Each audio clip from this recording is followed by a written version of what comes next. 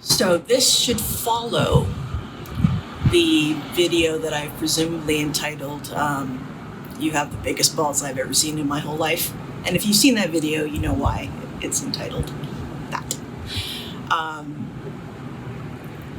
And there's a reason that I have a soft spot for homeless people and poverty cases, things like that. It's because I learned early on, not early on, but maybe in my 20s, that class is not about how you look or what circles you run in, what kind of education you have.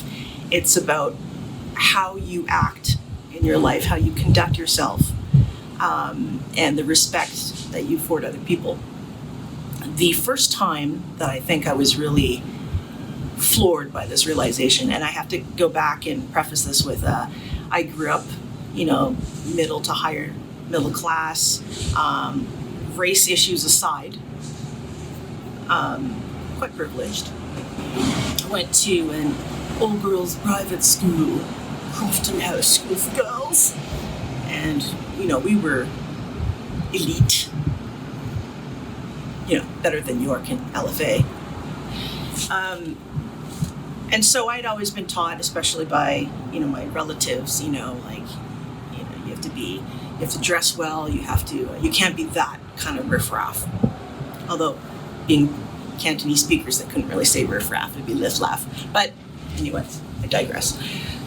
So this was also in law school. I was working for the Law Students Legal Advice Program.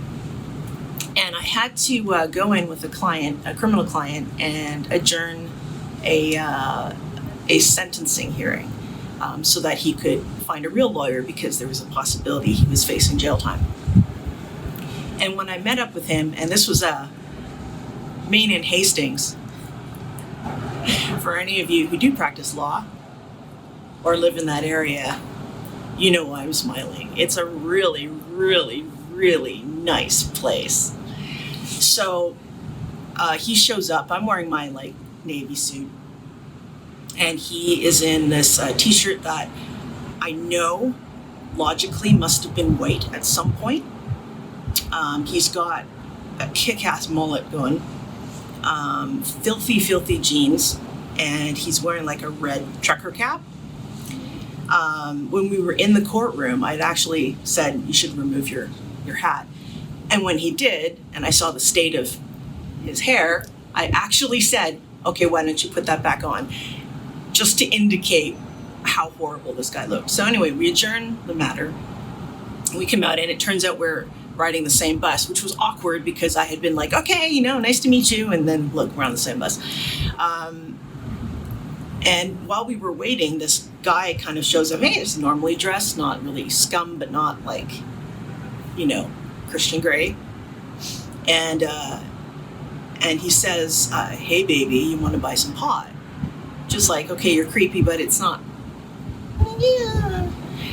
Anyway, so this client of mine, scum of the earth, steps in front of me and says to this guy, you are talking to a lady here.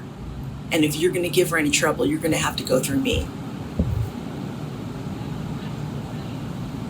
I'm like, I have never seen a guy in a three-piece suit do that. So it was a really humbling and necessary moment for me, because it kind of solidified the idea that, my prejudice sucks. And because of that, I've gotten to know a lot of people. I've mentioned that there was this guy who used to sell those homeless papers outside of a particular grocery store. And one day he just started talking to me. It turns out he's one of the most interesting, sweetest people on the planet. Had gone to jail for manslaughter, just randomly told me this. And we shared a lot about our lives.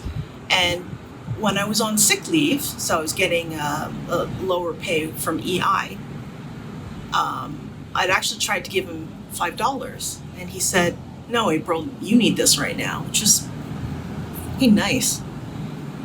I miss him. I know his name. Won't tell you unless you ask me privately.